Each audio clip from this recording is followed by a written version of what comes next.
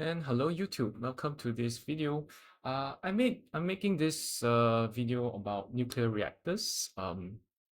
And I'm doing this because I'm very passionate about it. I just finished my PhD in UC Berkeley not too long ago for nuclear engineering, and I've spent years studying nuclear reactors. So yeah, I am really interested. I'm passionate about it. It is also part of my job to do some education, but some of that my how do I put it? The lessons I have to craft in my job, they are kind of structured and restricted, and I cannot talk about reactors the way I want. There's less freedom, or I perceive there's less freedom. Okay, so I want to make this video series to because people have asked me what I'm doing, what I'm up to, and I'm very passionate about this. So I want to talk about nuclear technology and nuclear reactors the way I want to. Okay, so this is kind of outside work. So that's where I'm coming from. Yeah, I get to do things with a little bit more freedom in my free time rather than as a work thing. So yeah, let's get started. Okay, so nuclear technology. Yeah, it's a very hot thing nowadays. Okay, and so what comes to mind when you think about nuclear technology? Okay. First, maybe the two images, right? First thing you'll see this kind of a cooling tower. Yeah, I'm using my Wacom tablet to kind of draw this. You'll see these big giant towers with smoke coming out on top. Okay, and then you think, oh, is this smoke here? Is it radioactive? Yeah, is it radioactive? So you pardon my handwriting. I just hope it's legible. Radioactive. Okay. Yeah. So what are these big towers that are putting out all this smoke, steam, and whatnot? So this is picture number one when most people think about nuclear power or nuclear technology. Okay. Picture number two. Right. Picture number two is yeah, let me bring this down, scroll down. I have like 50 pages of free white space, yeah, in this PDF file, which I'm going to save. Right, I'm going to save this as I'm going to upload it somewhere on GitHub or something like that. So okay, so what's picture number two? Picture number two is well, you might have seen on YouTube. Okay, a lot of bomb explosions, if you're into this kind of thing. Okay, the typical nuclear explosion does look like a mushroom cloud. Okay, mushroom cloud. Okay, so there's a lot of radioactive stuff flying around. Maybe I'll use a different color. Let's keep that maybe orange. And then there's all this what we call fallout. Yeah. Okay. This is so prevalent. This picture of nuclear technology is so prevalent that there are games named after this. I believe the Fallout series of games that is named after. It's a nuclear, post-apocalyptic world kind of a game. If I'm not wrong, I've never played Fallout before. Okay. Uh, okay. Let me undo this. Picture number two. Yeah. So this picture number two is of nuclear technology. Right. This picture number two of nuclear technology. And a lot of people, yeah, I think it's dangerous, but I as a young boy, I love to play games, and actually, I saw a lot of this in games like Red Alert 2, yeah, Yuri's Revenge. Okay, those are games of my era. I'm a Gen Y guy. Yeah, I'm a Gen Y. I'm a Gen Y guy. So these are the games I play. All right. So what else? The Command and Conquer series. So you have Generals, you have Tiberium Wars. Yeah, those are the games I play. All of them, without fail, they will have some form of a nuclear weapon in them, and I'm fascinated by this. What is this? Radiation. Yeah. So let's see, Generals. So that means Generals and Zero Hour. Yeah. So do pardon me, I'm going off into a little bit of a segue right here because I really like gaming. Okay, so Tiberium Wars. So those are things you can buy on Steam nowadays. What else? StarCraft 2. Yeah, StarCraft 2 has this unit called the Ghost, and with the Ghost, you can actually build a tactical nuclear weapon. So that's what you can use to launch your nuclear missiles. Okay, and what else? What else? Yeah, uh, we have things like submarines. Yeah, submarines, nuclear submarines. These are really cool things. I'm going to draw a little bit of a submarine here with a very awful looking propeller. So do not mind me. Okay, most submarines they kind of have this black colored hull, right? And let's see. Yeah, so you have this kind of a thing on top. I don't know. A submariner should know what these are. I am not one of them. Okay, so yeah, but they'll have these fins, and then there'll be this reactor inside. Okay, there's a nuclear reactor inside. I'm just gonna draw it like that. Okay, and then nuclear reactor is going to power that propeller. So a lot of these pictures come from the Cold War. Okay, so maybe this is picture number 3. Okay, that's the Cold War era. Cold War. I think this is fascinating. In fact, let me undo that line.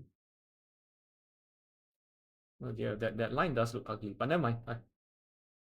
So never mind. I will just leave it as it is. Okay, let me do that. Picture number 3 again. Freehand line. So don't mind if it cuts off the nose a little bit. Anyway, I think just for trivia, the nose is supposed to use sonar, right? Sonar, active sonar. If I'm not wrong, okay, a true submariner can correct me on this. Okay, so this is the Cold War picture. It's kind of related to what we saw earlier. So this is I mean, a lot of actual nuclear weapons that were used. They started in World War II. Okay, with the Hiroshima and Nagasaki bomb. It's unfortunate that so many died, but yeah, it's war. It's not pretty. But yeah, it helped relieve the rest of Southeast Asia. Like yeah, I come from Singapore, so I recognize that it freed us from Japanese occupation as well. So I mean, it's a complicated story, but let's not go there today. Um, let's see. Yeah, so yeah, we have this Cold War picture of nuclear technology. Okay, what do we have in the Cold War? Okay, what do we have in the Cold War? So what's in the Cold War?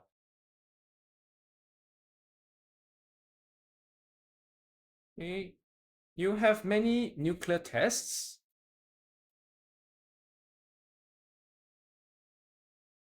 Yeah, let's just keep it to Cold War.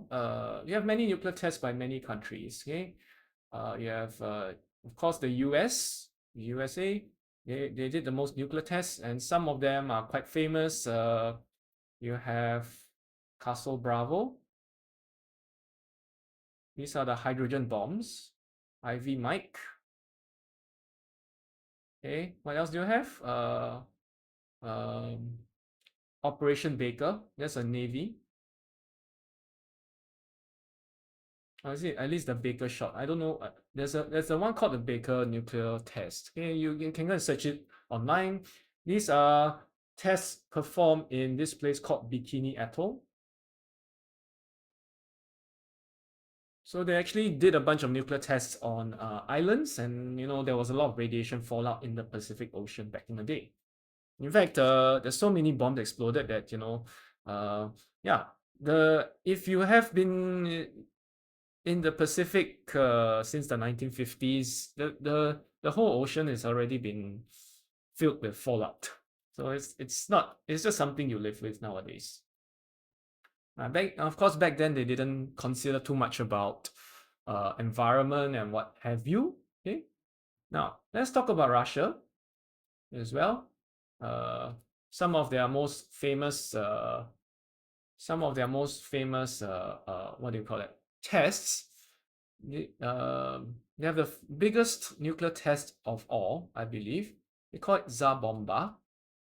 Yeah, and in fact, This test is so iconic. I actually see it in games like Bloons TD6. Okay, I play this game as well. So in this game, you actually have this it's a tower defense game where you're supposed to burst balloons. One of the towers is called the Monkey Ace. Okay, one of these towers is called the Monkey Ace, and basically the Monkey Ace can be upgraded to be a bomber. It can be upgraded to become a bomber, and at its final upgrade stage, you can actually drop a bomb so big that it wipes out most of the balloons in the map. We call it the Tsar Bomba upgrade. Yeah, so you can see how nuclear weapons have made its way into pop culture, meme culture, gaming culture as well. So this all of this actually comes from the Cold War. Okay, what other things? We have, of course, China has its own nuclear tests. India has its own nuclear tests. These are not the main players in the Cold War, at least in the early Cold War. They don't feature as prominently as Russia or the US, but they are nuclear powers nonetheless. Okay, you have France as well. These are nuclear weapon states. You have UK. Okay, all of these countries, they publicly have nuclear weapons. Okay, now what's the other picture we often see in the Cold War? Okay, we have the submarines. So with the submarines, the nuclear submarines, yeah, these are an essential part of the whole nuclear picture that we actually see. Okay, why is nuclear technology important for submarines? The first reason is because you have the reactors. In reactors, nuclear reactors do not need air to operate, so it enables submarines to stay submerged for very long periods of time, and they can travel at speeds faster, okay, than using conventional engines. So let's talk about submarines for a while, okay? In pre-Cold War submarines, normally what you have is that you have an engine, okay, driving the propeller underwater. So what kind of engine will this be? Okay, this engine will be some sort of petrol or diesel engine. Okay, I believe early submarines like U-boats and stuff. Okay, U-boats, these are famous German submarines in World War II, or submersibles, if you want to be more technical. Again, a true submariner may correct me. Okay, but these are U-boats. U-boats are submersibles. They go underwater. They target ships. Okay, they run on either petrol or diesel. I cannot remember off the top of my head. Okay, petrol is a lot more dangerous than diesel. So in terms of flammability, so in terms of upgrades, diesel is, I think, nowadays used in conventional submarines. The problem with this is that you can only use these engines when you are above water. Yeah, so let me use blue color for water.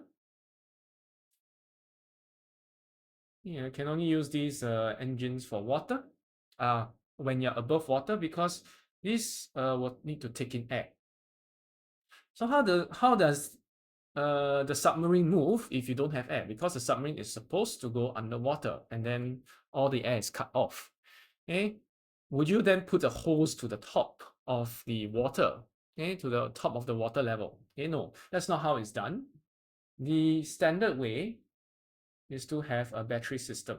Yeah, battery system. So a battery system will be able.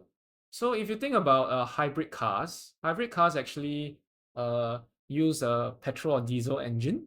Okay, like the Prius, the Toyota Prius uses a petrol engine, and then it uses the engine to sort of charge up a battery. So it is more like sometimes the submarine goes into a battery mode. Okay, that's when it goes underwater. When it's above water, it uses petrol mode.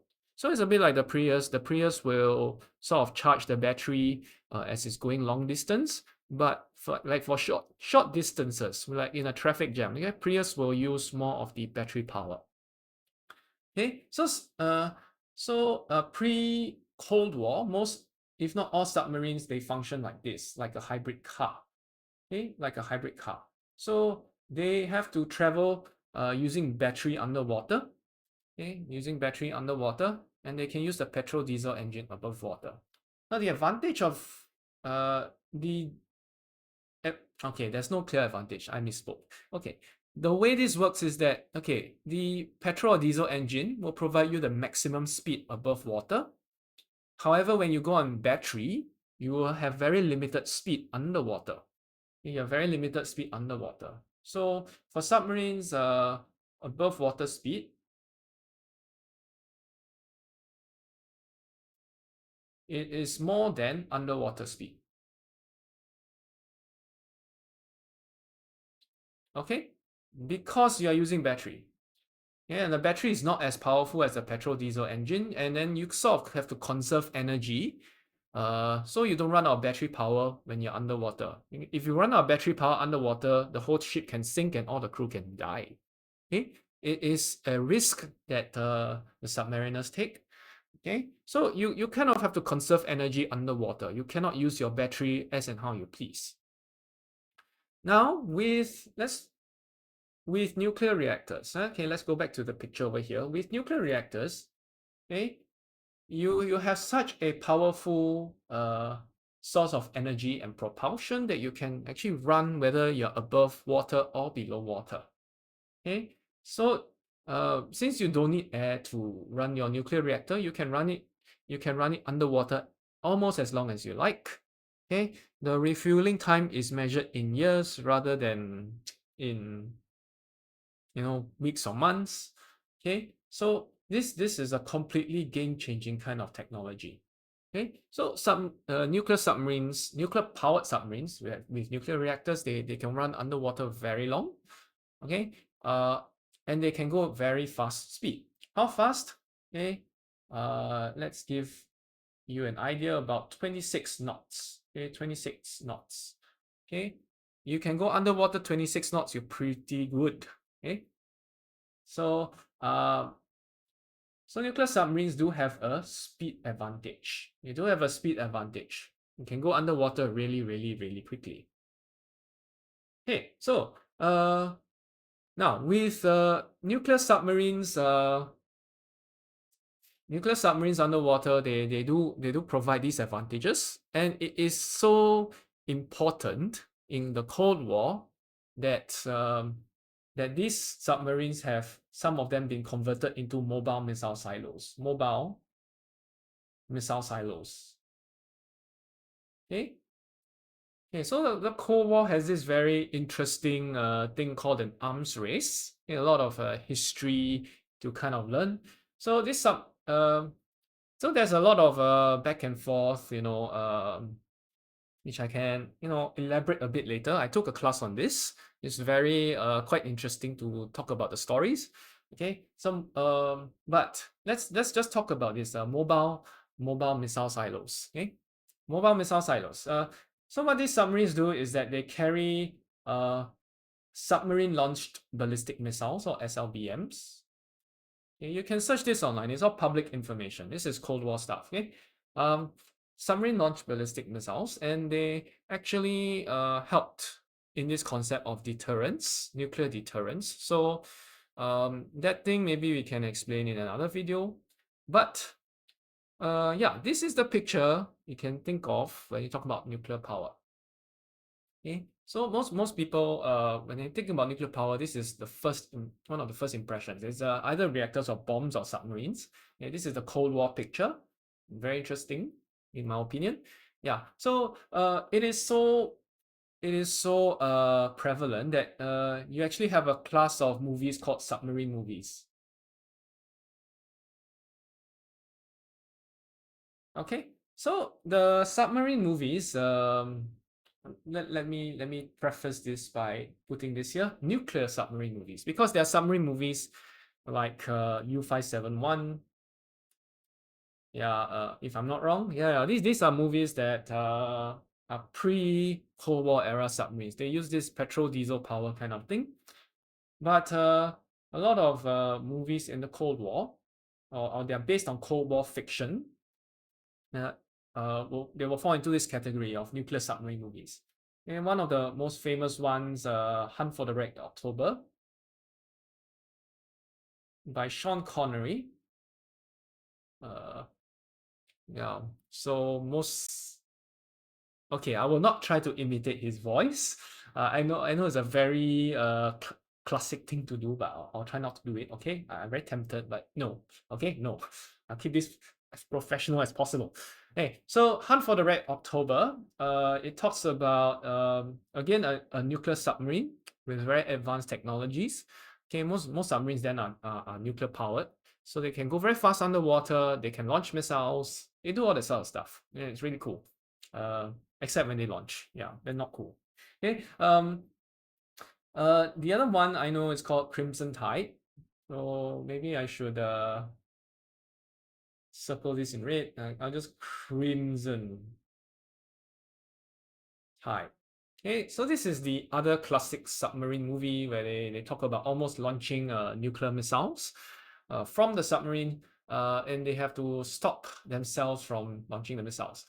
Okay, again, if you are a submariner, you might cringe at the realism or lack thereof of these movies, but you know, this is what pop culture does. Okay, they mischaracterize things, but it makes these topics more interesting to talk about. Okay, because you have a common reference point. Okay, this is become pop culture. Or rather, if you are of a certain generation, this will become your pop culture. Okay, these movies are considered a little bit old for my generation or Gen Z or Gen Alpha for that matter. Okay, but yeah, they were the hot thing at one point in time, and I think these are good quality movies. I enjoy them. Yeah, so yeah, these are what Cold War culture is like. Cold War culture. And if I may, if I may try to insert one more piece of pop culture reference. Okay, this picture two of the mushroom cloud is yeah, nuclear weapons. They feature heavily in Dune as well. I'm a big Dune fan. Okay, so okay, Dune Part 2. Okay, so if you have played Command and Conquer before, then you will know that the predecessor, I believe, predecessor to all this Tiberium is actually Dune, because they talk about fighting for spice and all that. But anyway, I want to focus on the nuclear part. Okay, in Dune, they reference nuclear weapons by this thing called atomics. Okay, because the atomic bomb, right? Okay, Dune was written in 1965. They just call them atomic. So in Dune Part 2, they feature heavily. If you haven't watched, I won't spoil you, but I won't spoil it for you unless you want to be spoiled. But yeah, I will try not to spoil for consideration of people who do not want to be spoiled. Okay, so in Dune law, atomics feature very heavily, and they play a very big part in the politics of the great houses of the Landsraad. Okay, great houses of the Landsraad.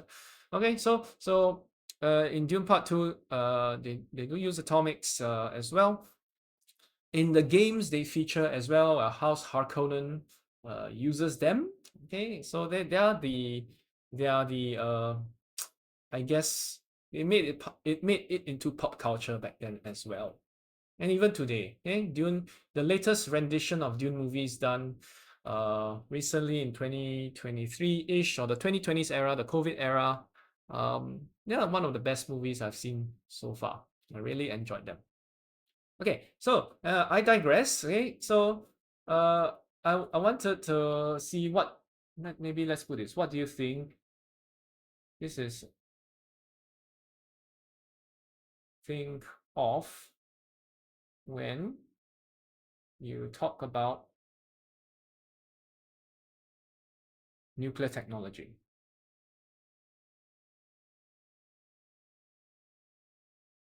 Okay, what do you think when you talk about nuclear technology?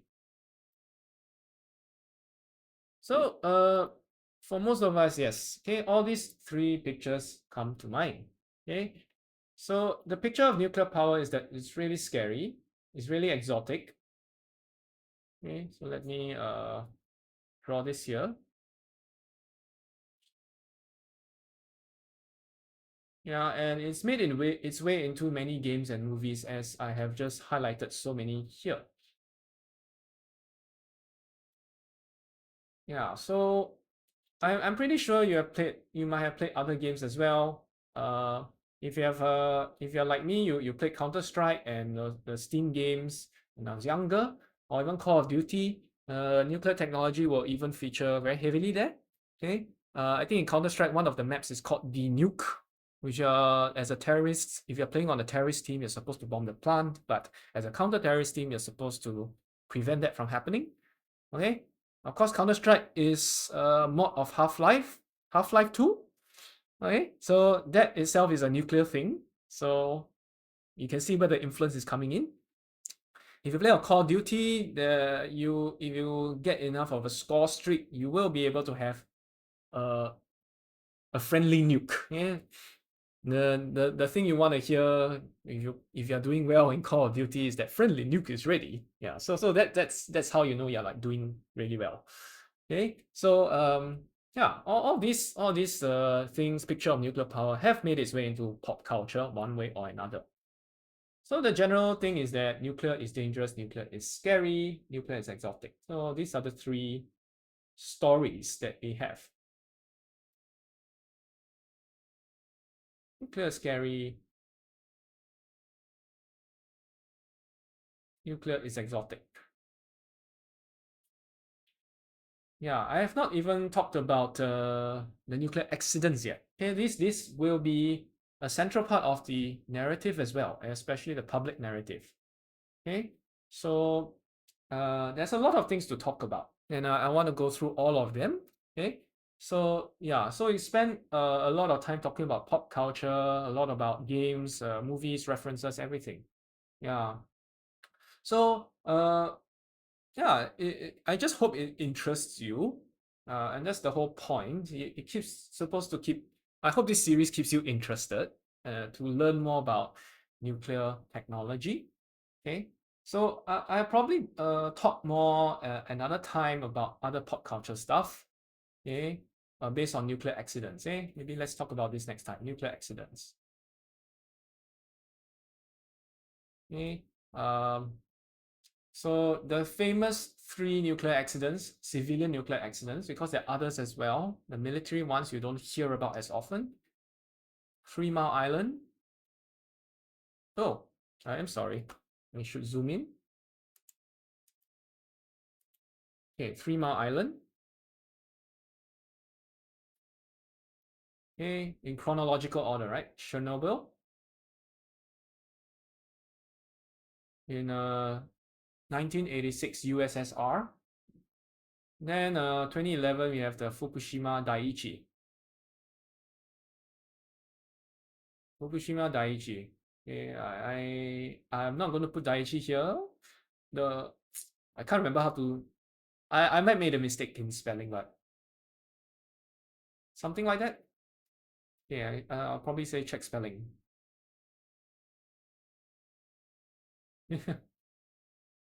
Okay, so Fukushima Daiichi. This is a 2011.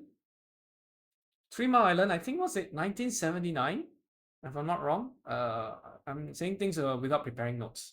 Chernobyl was 1986. Okay, so this is a US reactor. This is a Russia reactor. This is Japan's reactor, but it came from the US. Okay, very old reactors. Um, so nuclear accidents. We want to talk at length about this as well. Okay, and you probably want to understand what's going on. Why did these accidents happen? How did it go wrong? Yeah, I'd like to explain all of this at length with you, if you would permit me. Yeah. So yeah, of course, in response to all these nuclear accidents, there has been a lot of emphasis on nuclear safety as well. So yeah, nuclear safety. because as with every accident, we kind of want to learn from our past mistakes. So this is a very key area, and this is what my PhD was about. So all of this leads into this, and yeah, we want to cover lots of topics here to understand all this. All right. So I guess, yeah, let's just cover the interesting stuff first, then we go into the more technical. Okay. So I'm just going to write here, maybe for next lecture. Okay, one I want to talk about yeah, there's pop culture. Okay, there's accidents. Okay, maybe accidents is one. Yeah, there's accidents. Right? Accidents. What else am I supposed to talk about? Oh yeah, accidents plus pop culture, because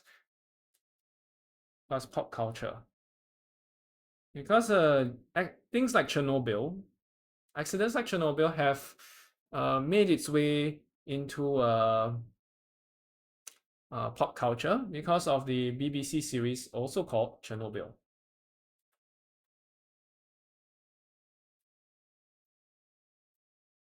Okay, so of course, if you look at yeah, there are more pop culture movies like Oppenheimer and stuff, but I did not watch it. Okay, but yeah, basically it likes to talk about the people behind it. Okay, second thing, what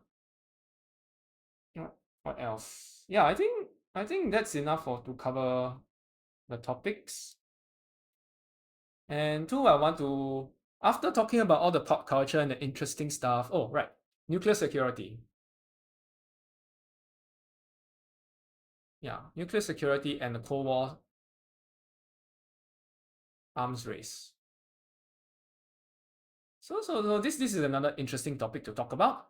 Yeah, which kind of hopefully piques your interest, makes it interesting for you to study nuclear technology. After all this interesting stuff, then let's talk about the technical bits. Okay, outline of technical stuff. Okay, so I do want to talk about the technology itself, not just the stories, but I guess most people, yeah, me included, will be more interested in the stories first before we actually talk about the science and engineering. So let's just, yeah, talk about the stories first. Yeah, so I think that's all for now. I don't want to talk too long. I'll save my breath for the next time. Okay, thanks for watching.